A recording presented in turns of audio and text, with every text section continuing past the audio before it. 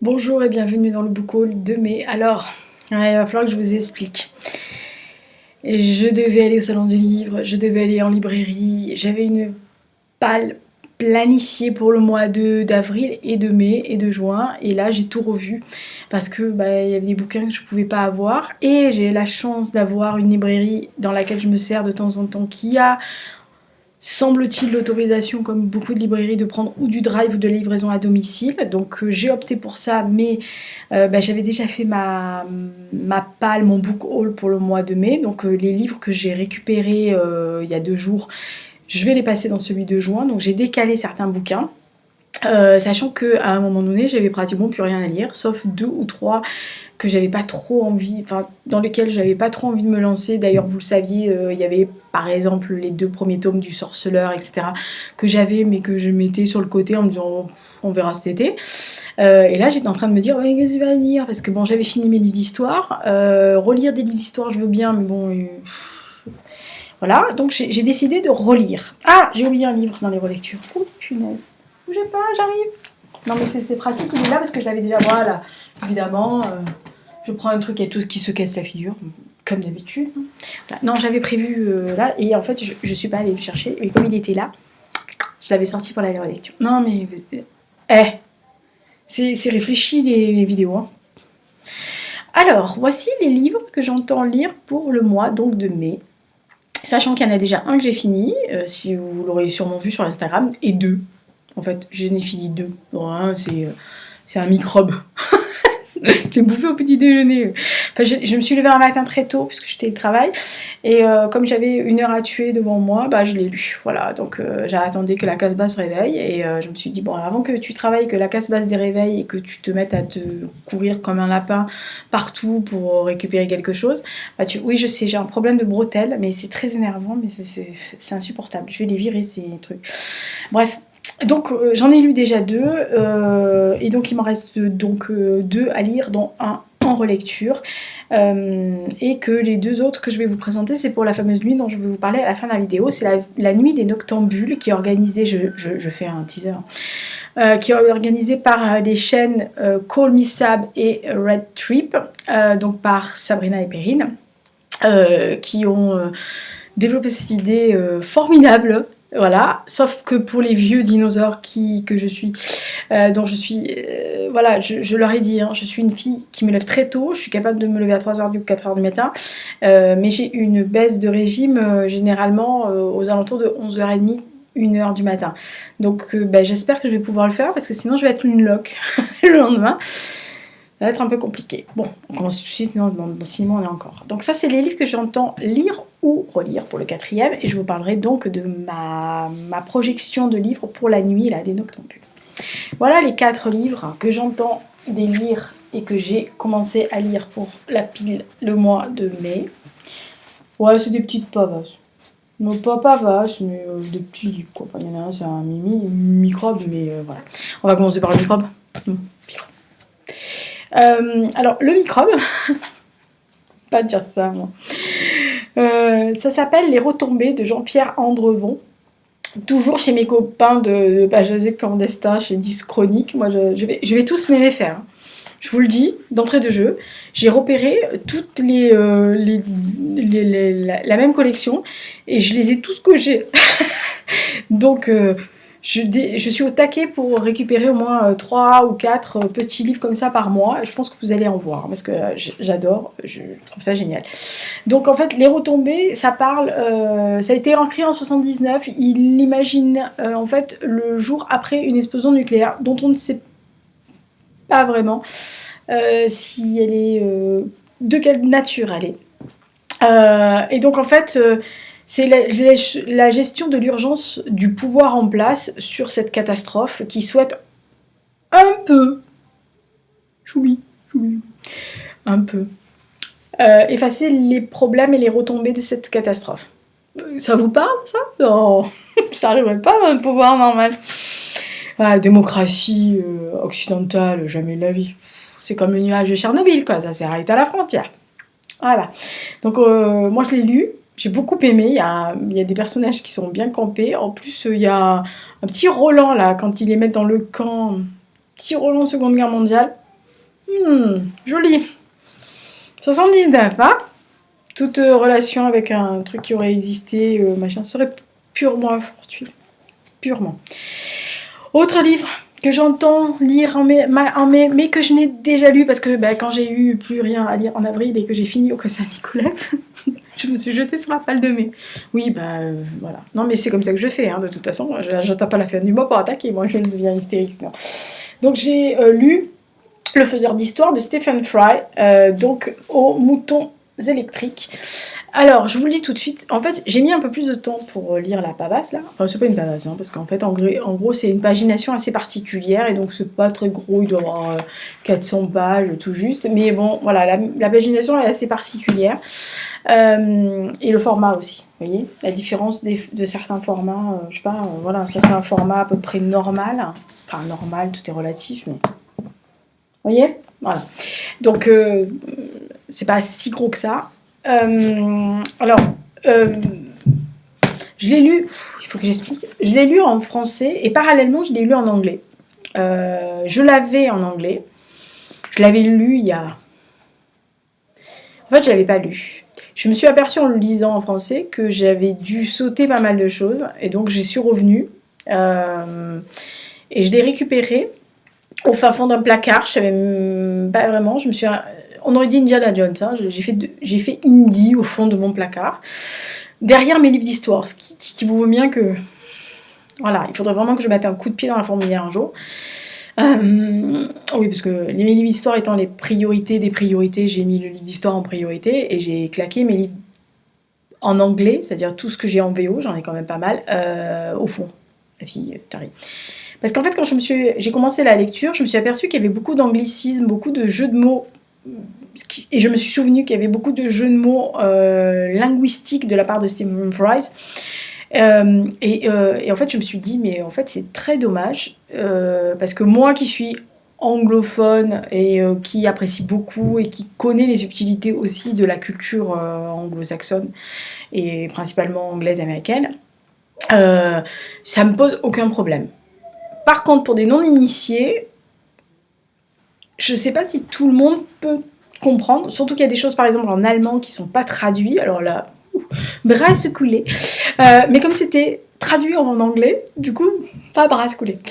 Donc j'ai mis un peu plus de temps pour le lire, parce que quand il y avait des passages qui m'intéressaient plus et que il y avait quelque chose qui m'accrochait un peu moins en français, je suis allée le relire en anglais et j'ai trouvé que c'était vraiment formidable.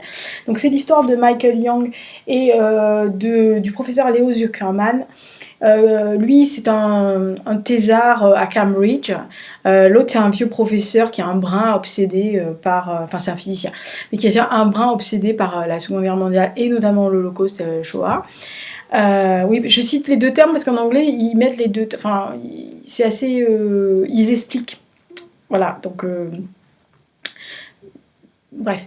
Ça dépend de quelle position vous vous placez. Donc, lui est obsédé par la Shoah et par l'Holocauste. Enfin, par l'Holocauste. Je crois qu'en français, c'est Holocauste qu'ils disent. Mais bon, bref, il y a Shoah et Holocauste dans les deux mots. Et en fait... il lui expose, il veut lire sa thèse et ils se rendent compte, parce que c'est une uchronie, hein, voilà. Et donc ils vont essayer d'influer le passé pour éviter qu'un certain Adolf Hitler arrive au pouvoir. De toute façon, c'est assez visible sur la couverture, hein, on se doute bien d'où ils vont atterrir. Et donc vont les entraîner dans cette histoire, une pilule miracle, une autre personne, tierce personne, et le but en fait du livre, mais je vous expliquerai plus dans le point lecture, c'est savoir si véritablement vous avez la possibilité de refaire le passé et de réécrire le passé et d'influer sur le passé pour le présent. Est-ce que votre présent sera meilleur? La réponse est... Voilà, donc, mais je peux pas dire plus parce que je suis censée ne pas... Je vous présente, donc voilà. Mais j'ai vraiment beaucoup aimé parce qu'il y a toute une partie passé, présent, futur, etc. Il y a aussi une romance homosexuelle en plein milieu, enfin en plein milieu, pas en plein milieu, mais voilà. qui est assez sympathique à voir, et etc. Et c'est assez bien foutu. Bon, Stephen Fry, c'est Stephen Fry, hein, donc si vous connaissez pas, voilà. Le seul truc que je pourrais vous dire, pour vous inciter à le lire, c'est que si vous avez aimé Un poisson nommé Vanda, c'est à peu près ce genre de truc. C'est complètement barré. Tenez, ça part en live. Voilà, c'est vraiment, ça part en vrille, mais j'aime beaucoup. De toute façon, j'aime les trucs qui parlent en vrille, anglais. Voilà. Alors, comme j'ai fini ça et que j'ai fini les retombées, je me suis attaquée à ça. La fille qui... Ouais, j'ai fait dans les petits trucs. Oh, ça va, 450 balles. C'est bon. Donc, je me suis attaquée à Les machines fantômes, donc d'Olivier Paquet. Ah oui, j'ai dit, oui, c'est Mouton écrit. J'ai dit de Olivier Paquet chez La Talente. Pareil, hein, généralement je me fournis au salon de livre chez La Talente, j'aime bien. Donc là, on est dans une société qui est devenue artificielle, avec des intelligences artificielles qui gèrent un peu, qui pourraient faire une société. Donc il y a 4 personnages qu'on suit, très différents les uns des autres, qui pensent avoir le libre arbitre entre guillemets de leur propre vie. Et il y a un 5e personnage qui est ambigu, qui s'appelle, je crois que j'ai vu, qui s'appelait Hans et Joachim, qui croisent sa route et qui est à la fois menaçant et séduisant, et qui se révèle être plus enclin à laisser les machines gagner et avoir, on va dire, la main mise sur tout le monde. Voilà. Et donc les personnages, visiblement, vont être amenés à coopérer pour éviter le gros cataclysme. J'ai commencé un peu, parce que ça parle de respect de la vie privée, de surveillance, hein, globale. Non mais on est... Alors, je vous incite à aller voir les Itamis du mois de mai. Parce que quand la gourdasse se met à regarder des films qui l'angoissent et qui l'oppressent, en plein milieu d'un confinement, moi j'ai rien trouvé de mieux que de me taper des films sur les sous-marins. Ou des films sur des trucs... Voilà. Donc, non mais... Voilà. Donc, voilà. Je me suis pris... Alors, l'Uchronie de Stephen Fry, ça, je fais que des trucs un peu anxiogènes. Voilà. À la maison, on m'a dit, mais tu n'as pas quelque chose de gai, tu veux pas regarder des trucs un peu plus légers pour te sortir de la tête de ça? Non. On ne veut pas. Voilà, non mais je vous dis que des fois je suis un peu barrée quoi. Voilà, donc Olivier Paquet, Les machines fantômes, La Talente, ça part très bien. Ça part fort bien. En plus il y a un truc qui m'a beaucoup plu.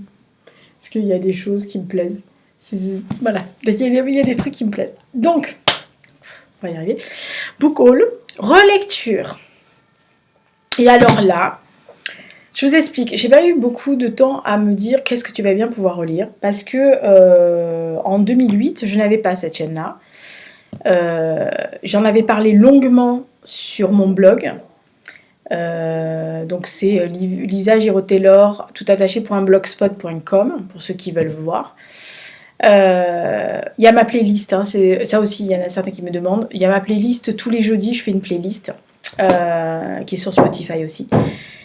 Et ce livre-là, je l'avais lu à l'été de 2018, donc en plein milieu de la canicule d'août, vous savez, les semaines où on a failli tous crever. Moi, j'avais pratiquement 35 dans la Casbah, jour et nuit. On me pointait à 30, à 40, 45, 42, 43 dehors. J'étais allongée sur le sol, je pense, comme une limace, un peu à la Jabba le Hutt. Vu mon gabarit, c'est à peu près ça. Jabba le Hutt allongé sur le carrelage, un carrelage froid, avec tout fermé. Je vivais dans une grotte absolue. Bref, je ne me déplaçais que pour lever la main. Et encore.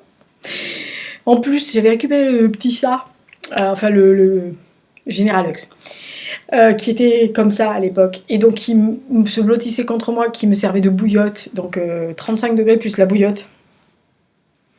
Voilà. Donc c'était un peu... Et je suis tombée sur ce livre-là parce que il date de 2013 en fait. Je ne l'avais pas vu, c'est aux éditions Alice Liner, édition donc à Issoudun. Et je suis tombée dessus parce que je faisais du classement et j'avais vu passer la sortie de ce livre-là, mais que je n'avais pas acheté à l'époque. Et je l'ai acheté au mois de juin 2018. Et je me suis dit, je vais le lire l'été. Le livre en question, ça s'appelle La Tache verte, donc, et si la vie végétale n'existait plus qu'au pays des 1000 étangs, Donc c'est de Anne Labbé. Je vous le mets, voilà. Je vais le relire parce que je pense que ça fait... J'avais pas fait donc de top 10 de l'année 2018, mais s'il devait faire un top 10 de l'année 2018, celui-là serait classé dans les top 3. Parce que c'est un roman... comment expliquer c'est en 2150, l'humanité a explosé en vol en gros. Il n'y a plus que des vides pyramides. Vous bouffez pratiquement que des trucs sous vide ou des pilules. Pour ceux qui vivent dans les villes pyramides. Et donc il n'y a plus rien en dehors de ces villes pyramides. En gros c'est le désert. Ne reste qu'une espèce de grosse tache verte, une espèce de poumon forêt. Et en fait ils envoient, le pouvoir envoie des biologistes. En gros, hein. Des biologistes, des botanistes, pour essayer de faire des prélèvements pour savoir ce que c'est ce truc, pourquoi ça survit en plein milieu après la catastrophe et l'éradication de tout ce qui était sur la planète, autre ces villes pyramides. Qui font penser quand même beaucoup à une espèce de Louvre à l'envers, vous voyez, en gros. Et en fait, il y a Célio, qui est un botaniste, qui va être envoyé pour aller dans la tache verte et qui va découvrir que il n'y a pas que les arbres et la forêt, enfin les arbres, la végétation. Il y a toute une civilisation qui s'est remise à vivre, on va dire, très proche de la nature. Et donc Célio va tomber dans cette espèce de civilisation. Au début, vous imaginez bien le mec qui vit qu'avec des pilules, tout est stérilisé, pasteurisé, sous vide. Il débarque, c'est un peu... voilà, mais ça serait un peu moi si je débarquais... non, même pas, parce que moi je connais la campagne et ça me gêne pas. Mais enfin, quelqu'un qui serait un citadin très citadin, qui a jamais foutu les pieds en dehors de la ville et qui sait même pas ce que c'est un œuf et qui n'a jamais vu une poule en vrai, et qui croit que les poulets c'est sous barquette. Vous le balancez dans le Larzac avec une yourte, vous voyez le truc où il faut qu'il coupe le bois, qu'il aille chercher les poules... Voilà, donc c'est un peu ça, mais alors c'est une sublime réflexion sur l'écologie, sur la vie, sur l'écosystème, sur bien à l'avant de toutes ces gens qui prêchent le retour à la nature, etc. Je trouve que c'est un plaidoyer magnifique, et pour en avoir parlé avec Anne Labbé, parce que j'ai la chance qu'elle m'ait répondu au début et que on échange, et qu'elle m'ait très gentiment envoyé son circuit à travers l'Europe en roulotte. C'est une femme et son compagnon qui est profondément ancrée sur la nature. En plus, c'est quelqu'un qui est issu du Berry, c'est pour ça que ça m'avait attiré l'œil, parce que bon, j'ai une petite partie de ma famille qui vient de là. Et je connais ces contes, ces légendes du Berry. Et Anne Labbé est d'une famille de conteurs, et en fait elle fait partie je crois que c'est la 4e génération de conteurs, et on le sent dans ce livre là. Et franchement j'avais trouvé ça d'une beauté et d'une poésie fabuleuse, et c'est une femme franchement elle est adorable. Mais elle est gentille profondément, et c'est quelqu'un qui a des convictions ancrées et qui ne fait pas ça parce que c'est la mode, c'est juste parce que c'est comme ça qu'elle estime que ça doit être. Voilà, donc La Tache verte, c'est ma relecture de Anne Labbé chez Alice Liner Édition. Ça sera ma relecture je pense, dès que j'ai fini les machines fantômes. Je vais relire ça et je vais me régaler, je pense. Encore. Merci Anne. Et donc... on y va pour la nuit des noctambules. Noctambules. Alors, comme je vous le disais en entrée, c'est un club de noctambules. Il y a un groupe Facebook qui est accessible. Je vous mettrai, si j'y pense, les liens. Je pense que oui. Je vous mettrai les liens, ou à défaut les vidéos de Perrine et Sabrina qui l'expliquent très bien. Je ne vais pas faire leur boulot parce qu'elles l'ont expliqué fort bien dans les vidéos. C'est un club qui va se retrouver une fois par trimestre. La première fois c'est le 2 mai, donc c'était le 2 mai. C'est pour ça que je dis que je peux pas... Alors, au moment où je tourne la vidéo, parce que je vous l'ai dit dans le truc, je tourne la vidéo, je n'ai pas encore fait la nuit des noctambules, puisque je l'ai fait un peu en amont. parce que c'était un peu compliqué, voilà, dans le planning, etc. Donc je ne sais pas si je vais pouvoir lire ces 2 livres-là, mais c'est les 2 livres que j'entends lire, donc dans la nuit du Grand-Bu, qui se passera dans la nuit du 2 mai au 3 mai. De toute façon, ce que je vais faire, c'est que sur mon Facebook auteur, je vais faire une annonce comme quoi je vais participer à ça. Donc du coup, si vous voulez y participer, bah, vous l'aurez déjà fait, et quand vous verrez cette vidéo, bah, vous vous direz « Oh, c'est cool !» Voilà. Parce que je sais pas quand je vais poster la vidéo. Si vous me laissez 2 secondes, je vous laisse avec la tâche verte. Bougez pas, vous allez voir. Non, non, mais je me cache, comme ça je vais vous dire exactement, parce que vous savez que c'est tout planifié chez moi, enfin je pense comme chez vous, les youtubeuses. Oui, le book haul, il est prévu le 3 mai, donc en fait, le dimanche 3 mai, donc j'aurai censément une tête de déterré, des cernes jusque là, et je serai en mode je vais mourir. Voilà, donc en gros j'aurais fait une nuit blanche. Donc le club des noctambules, ça sera une fois tous les trimestres. Donc c'était, pour ceux qui verront la vidéo aujourd'hui, c'était hier soir, c'était dans la nuit d'hier à aujourd'hui. Le prochain c'est la nuit du 15 août, ensuite c'est la nuit du 31 octobre. Alors là, je dois avouer que mon petit cœur a fait un bond parce que 31 octobre, alors je sais que c'est Halloween, mais pour moi ça correspond à la mort de River Phoenix. Donc du coup j'essayerai, selon le thème qu'elles font, d'essayer d'associer quelque chose qui a un trait avec River. Et l'autre, je crois que c'est en février 2021, je crois que c'est le 6 février, si je dis pas de conneries. Voilà, mais vous verrez. Donc, voici les livres que je suis censée, au moment où vous voyez la vidéo, je suis censée, avec ma gueule de déterré, avoir lu ces 2-là. Donc ça part de 22 h à 8 h du matin. Je suis morte. Je vais m'endormir déjà au bout de 2 heures, moi. Je me réveillerai vers 2 h du matin, comme je fais d'habitude, mais j'ai ce problème-là entre, comme je vous le disais, entre 11 h 30 et 1 h 30 du matin. Voilà, ça va être très compliqué. En plus, je ne vis pas seule, hein, je vis avec quelqu'un qui a un espèce de gros loir, une grosse marmotte, qui dès qu'il y a dès qu'il y a un truc qui est allumé, ça réveille. Ne parlons même pas du Général Hux, qui va, lui, ça va faire open bar, il va croire qu'on est en boîte de nuit, il va faire la foire toute la nuit. Remarquez, il va me miauler dans les oreilles, il va me réveiller, ce con. Oui, parce qu'en ce moment, le Général Hux, hein, je vous le dis, moi. Ah, il est facile, hein, la nuit. Oh, mais alors, qu'il fatigue, ce garçon. Bref, on va y arriver.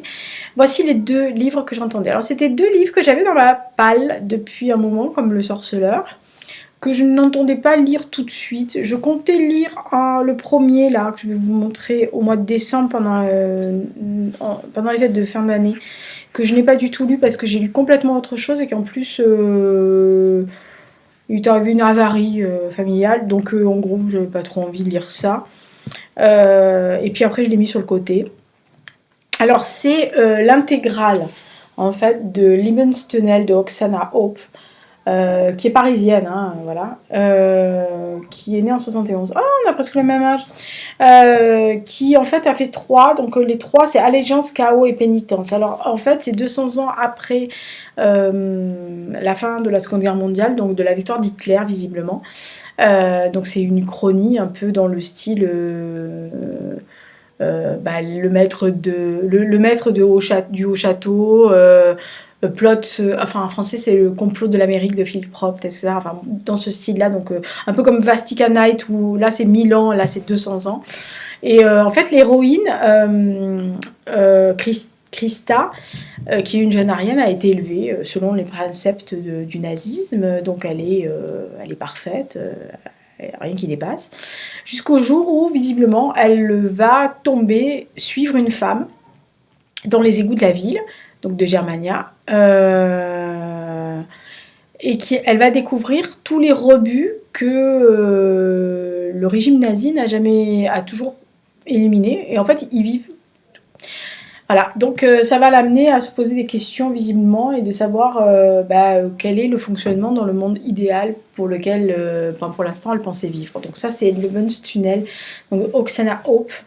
Je sais pas, je crois qu'il fait 900 pages. 907. Voilà, donc en gros, je dis bien si le sujet m'a intéressé dès le début, ça m'a captivé.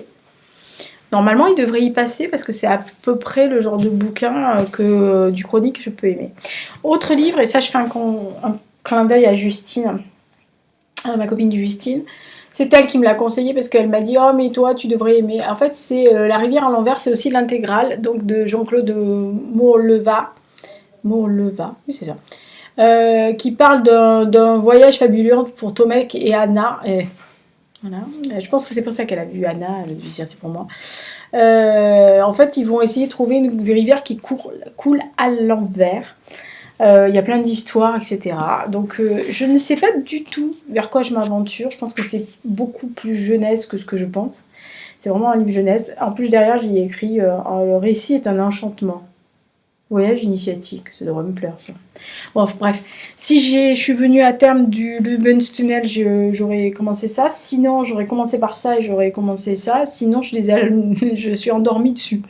Voilà. Suite au prochain numéro.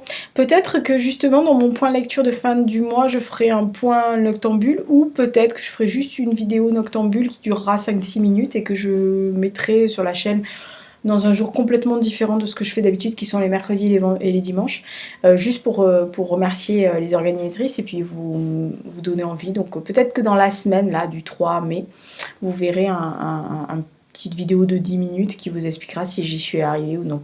Si je suis une daube ou si je suis pas une daube.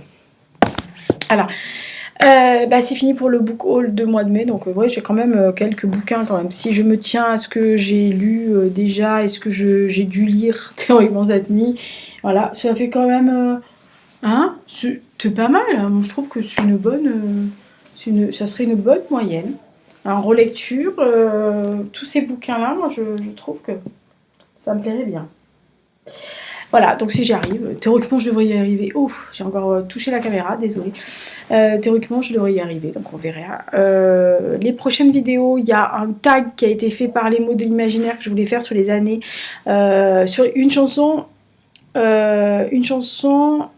sur un livre, une chanson, années 80, années 90, 70. J'ai vu ça sur sa chaîne, j'ai trouvé ça génial, donc je lui ai emprunté l'idée. Et ensuite, il y aura sûrement les items et il y aura le point lecture histoire avec 4 petites pavasses d'histoire, donc mon point trimestriel sur l'histoire. Et puis écoutez, on se dit à la semaine prochaine. Je pense que c'est le tag la semaine prochaine, si je me souviens bien. Mais vous savez, moi, avec ma... Voilà, non mais je ne me rappelle plus. Allez, bonne semaine, je vous embrasse.